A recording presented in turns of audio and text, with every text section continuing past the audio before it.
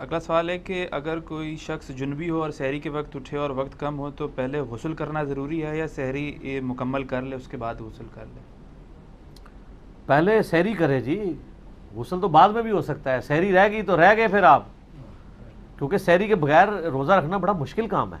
صحیح. بخاری و مسلم میں حدیث ہے، اما عائشہ کہتی ہیں کہ نبی علیہ السلام جب جنبی ہوتے اور احتلام کی وجہ سے نہیں ہوتے تھے، یعنی وہ یہ کہنا چاہ رہی تھی میاں بیوی کے تعلق کی وجہ سے، تو آپ علیہ السلام بسا اوقات طلوع فجر کے وقت اٹھتے اور آپ روزہ رکھ لیا کرتے تھے. یعنی طلوع فجر کا مطلب ہے صبح صادق ختم ہو چکا ہے، تو آپ سحری بھی کھا سکتے ہیں.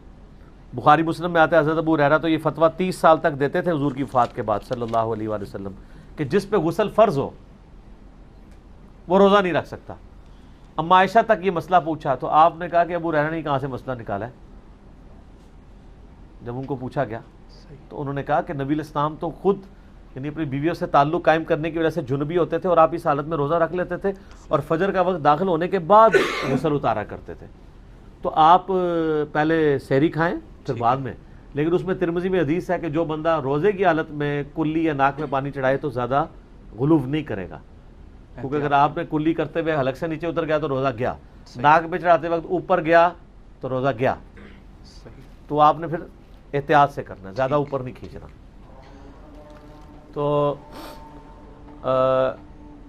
اس طرح کی جو عورتیں ہیں ان کو اللہ تعالیٰ نے آسانی دی ہے کہ یعنی وہ روزے کو مؤخر کر سکتی ہیں، جو عورتیں یعنی پریگننٹ یا دودھ پلانے والی ہیں، اور جو یہ حاملہ والا جو یہ مسئلہ ہے احتلام والا یا کوئی شخص لیٹ اٹھتا ہے تو پہلے یہ کر لیں.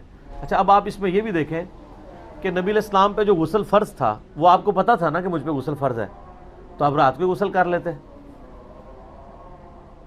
احتلام والے کو تو بیچارے کو پتہ ہی نہیں ہوتا، تو اس کیس میں بھی وہ روزہ رکھ سکتا ہے جس کو پتہ ہے کہ میں نے غسل اتارنا ہے.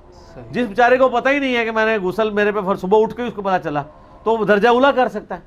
اور اس میں یہ بھی یاد رکھیں کہ اگر دوران روزہ کوئی شخص سویا دن کے وقت اور اس کو احتلام ہو گیا ہے تو اس کا روزہ نہیں ٹوٹے گا، کیونکہ اس کا اختیار تو نہیں ہے نا. اگلا سوال اسی سے کریں.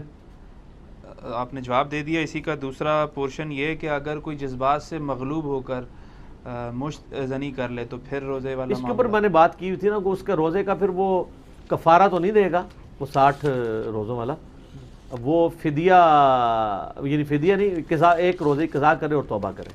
روزہ اس کا بارہ ٹوٹ گیا. اگر کسی نے اس طرح غلط کام کیا تو اس کا روزہ گیا، روزہ ٹوٹ گیا. روزہ توڑنے والے کاموں میں سے ایک کام ہے یہ، اور یہ اتفاقی مسئلہ ہے.